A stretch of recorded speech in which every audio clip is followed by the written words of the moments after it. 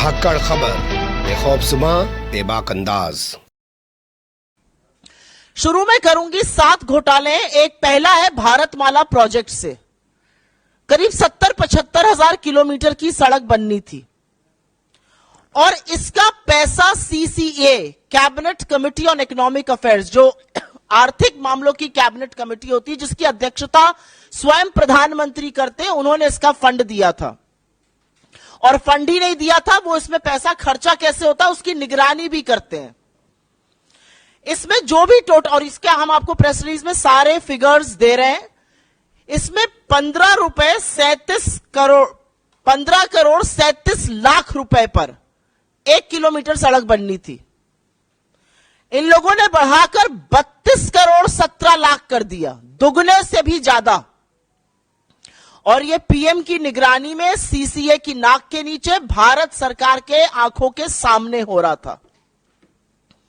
सिर्फ पैसा ही नहीं दोगुना किया गया, इसमें और भी बड़ी धांधलियां सामने आई हैं। इसमें पता चला है कि फर्जी दस्तावेजों के आधार पर बिडर्स का चयन हो गया।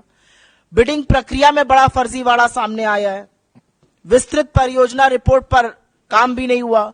एस्क्रो अकाउंट से करीब 3,500 करोड़ रुपए का हेरफेर हुआ। और सबसे बड़ी बात यह है कि इसके किसी भी जब रोड बनता है तो एक सेफ्टी कंसल्टेंट रखा जाता है कि आपके और हमारे जैसे लोग जो इस देश के नागरिक हैं जब सड़क पे चलें तो सुरक्षित रहें। सरकार ने यह भी जरूरी नहीं समझा। भारतमाला के कितने ही हिस्सों में एक भी सेफ्टी कंसल्टेंट नहीं है। तो अगर आप भारतमाला की किसी सड़क पर चल रहे हैं करीब 70,000 किलोमीटर की, तो अपनी जान की, अपने माल के, अपने खुद के रखवाले आप हैं। सरकार की जिम्मेदारी नहीं, क्योंकि उनके पास सेफ्टी कंसल्टेंट रखने का टाइम ही नहीं था। तो भारतमाला में दुगनी करी लागत और हर तरह के फर्जीवाड़ा करके भगवान जाने किसको किसको ये टेंडर दिए गए, जिन्होंने सेफ्टी कंसल्टेंट्स तक नहीं रखे। एस्क्रो अकाउंट से हेराफेरी हुई। फिर यही द्वारका एक्सप्रेसवे में स्वीकृत लागत जो थी वो करीब 18 करोड़ प्रति किलोमीटर थी। सरकार का कहना है बहुत बढ़िया बना है द्वारका एक्सप्रेसवे। अच्छी बात है, बनना अच्छा भी चाहिए। उसकी कीमत 250 करोड़ प्रति किलोमीटर हो गई। कहां 18 करोड़ प्रति किलोमीटर स्वीकृत और कहां 250 करोड़ प्रति किलोमीटर। और आप ये सोचिए कि 2 किलोमीटर बनाने में 500 करोड़ खर्चा हो गए और उस 500 करोड़ में मंगलयान पहुंच गया। यह सरकार की असलियत है। मंत्रालय ने एक एक्सप्लेनेशन इशू किया, वो सवाल और उजागर करता है। क्या बन गया भाई ऐसा? कौन सा ऐसा विश्व का 8वां 9वां अजूबा बना जिसकी कीमत 18 करोड़ से बढ़कर 250 करोड़ प्रति किलोमीटर हो गई? अब ऐसा हाईवे बना होगा जिसमें आप चेहरा देख सकते होंगे, अन्यथा तो इतना कीमत बढ़ना बड़ा मुश्किल का काम है। महंगाई की वजह से इतनी कीमत बढ़ नहीं सकती है, क्योंकि एस्केलेशन कॉस्ट उसमें होती है। तो ये कमीशन खोरी है, किसने पैसा खाया इसमें? तीसरी, टोल में लूट। आप सब लोग तो खूब टोल देते होंगे आते जाते वक्त। अगर दिल्ली से मुंबई आज जाना हो तो 6,000 रुपए का तो आप टोल ही दे दीजिएगा सड़कों पर। और मजाक नहीं कर रही हूं, जाकर देखिएगा 6,000 रुपए का टोल दिल्ली से मुंबई, अगर आपको दूरी नापनी है सड़क से।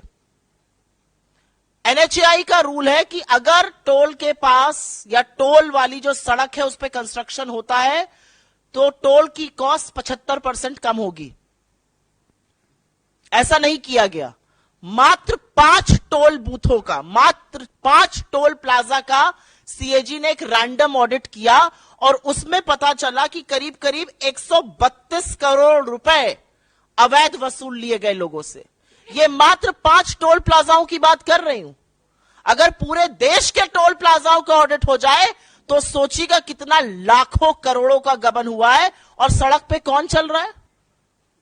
सड़क पे धन्ना सेठ चल रहे हैं या आप जैसे और हमारे जैसे मध्यम वर्ग, निम्न मध्यम वर्ग, गरीब लोग चल रहे हैं बसों से, गाड़ियों से, और वो सारा कॉस्ट निकालता है।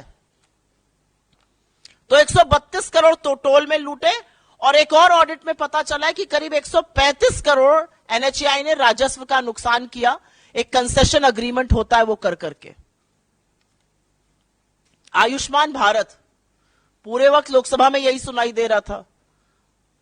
हर जगह प्रधानमंत्री इसकी बात करते हैं। ये तो घोटालों का योजना निकली। आयुष्मान भारत में 7.5 करोड़ लोगों का, 7.5 लाख लोगों का, एक नंबर से रजिस्ट्रेशन हुआ है। आप किसी भी आधार सेंटर जाइए, किसी भी आयुष्मान सेंटर जाइए, वो सबसे पहले आपसे आपका फोन नंबर पूछते हैं। एक नंबर से 7.5 लाख लोगों का रजिस्ट्रेशन। और यही नहीं, आयुष्मान भारत के तहत 88,760, मोटा मोटा 88,000 मान लीजिए, उन रोगियों का भुगतान हुआ है जिनकी मृत्यु हो चुकी थी। मृत लोगों का इलाज दिखाकर क्लेम क्या भुगतान हुआ है। अब ये किसके पास गया है ये नहीं पता, लेकिन लाभार्थी के खाते में तो ये बिल्कुल नहीं गया है। 88,000 मृत लोगों के फ्रेश इलाज का क्लेम दिखाकर उस पर धांधली हुई है। और जैसा कि मैंने आपको बताया, 7.5 लाख लाभार्थी एक नंबर से जुड़े हैं। इनफैक्ट अगर आगे डेटा देखिए तो करीब करीब 1,24,00,000 जो हैं वो मात्र कुछ फोन नंबर से जुड़े हुए हैं। भगवान की बात ना हो ऐसा कैसे हो सकता है?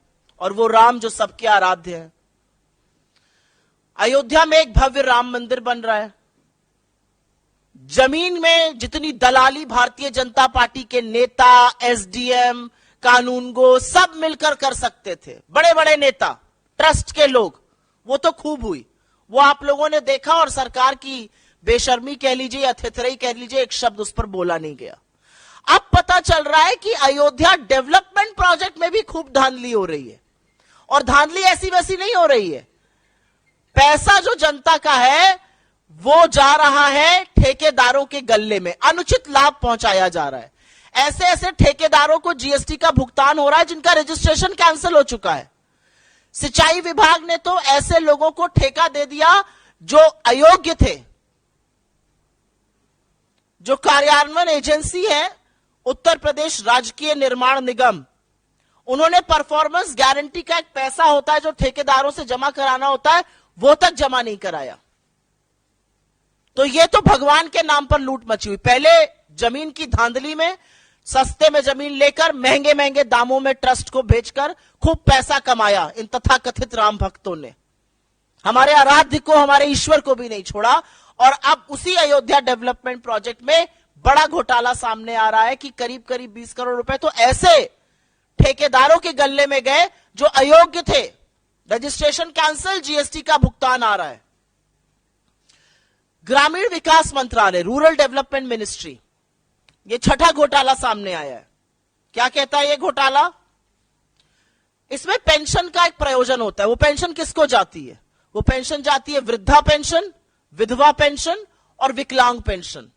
हर गांव में अगर आप आज की तारीख में चले जाइए तो आपको 10 लोग ऐसे मिल जाएंगे, वृद्धा, विकलांग, वृद्ध मिलाकर, जो कहेंगे हमारी पेंशन नहीं आ रही है। किसी भी जगह चले जाइए, वो कहेंगे हमारी पेंशन नहीं आ रही है। फिर हम उनको दिलासा देते हैं कि हम कुछ करते हैं, फिर हम डीएम को चिट्ठी लिखते हैं, फिर डीएम कहता है कि नहीं ऐसा आवंटित फंड कम हो गया है, क्या किया जाए। ऐसा तमाम जगह होता है, एटलीस्ट जहां जहां मैं जाती हूं वहां जरूर होता है। अब पता चल रहा है ऐसा क्यों हो रहा है? क्योंकि जो वृद्धा पेंशन, विकलांग पेंशन, विधवा पेंशन का पैसा है वो सरकार दूसरी योजनाओं के प्रचार प्रसार में खर्च कर रही है। सीएजी की रिपोर्ट से यह सामने आया है कि सरकार ने इस पैसे से होर्डिंग लगवाए ग्राम समृद्धि स्वच्छ भारत पखवाड़ा के 19 राज्यों के हर जिले में। जो पैसा एक विधवा के खाते में जाना चाहिए था, जो एक विकलांग के खाते में जाना चाहिए था, जो एक वृद्ध के खाते में जाना चाहिए था, उससे 19 राज्यों के हर जिले में होर्डिंग लगाए गए स्वच्छ भारत पखवाड़ा के। और अंत में एचएएल को भी घसीटा है सीएजी ने। विमान इंजन की डिजाइन प्रोडक्शन की खामियों का गंभीर आरोप लगा है, जिससे करीब राजस्व को 154 करोड़ रुपए का नुकसान हुआ है।